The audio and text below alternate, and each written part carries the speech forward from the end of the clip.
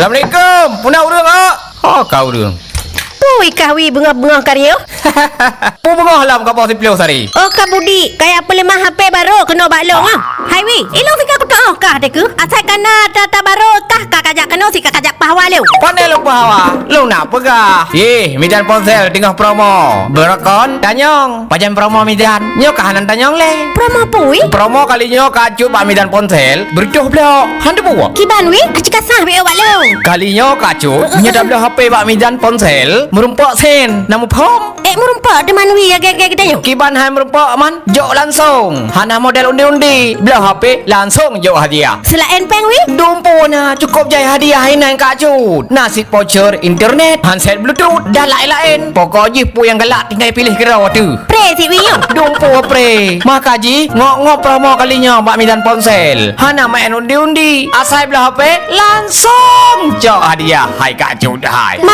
Dewi kok bere kau Pak Mizan. Makanya jangan berelah kacut. Urang raya ke hai. Maka ji Mizan ponsel ke senang konsumen ke ngan promo-promo yang gap-gap lagi nyawa. Nyo yang hayu lom nah kacut. Mbak Mizan ponsel tengah promo HP termurah Android RAM 2GB.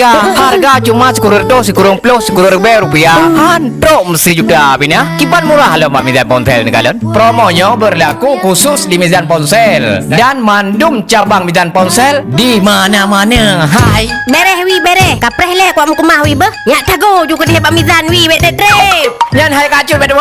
Nyan mandung ka kudu hilong wi. Ikah mi hana honor ka kudu puah hana mungkin tru ka kena hai wi ha. Jangan begitulah kacut, enggak enak didengar. Si wi beh. Nyan pede dah soleh tadi. Slow wi. Pokoknya asal katro Pak Mizan ponsel kah nah hak paten tu atau hak reman wi ke ka.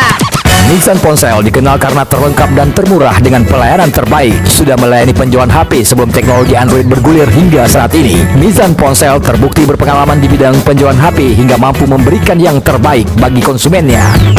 Mizan Ponsel juga sudah bekerja sama dengan perusahaan Apple Indonesia yang menjual produk resmi iPhone. Mizan Ponsel melayani servis handphone dengan konsep syariah, murah, jujur, dan bergaransi. Perlu produk original, HP, aksesoris, dan spare part, Mizan Ponsel solusinya.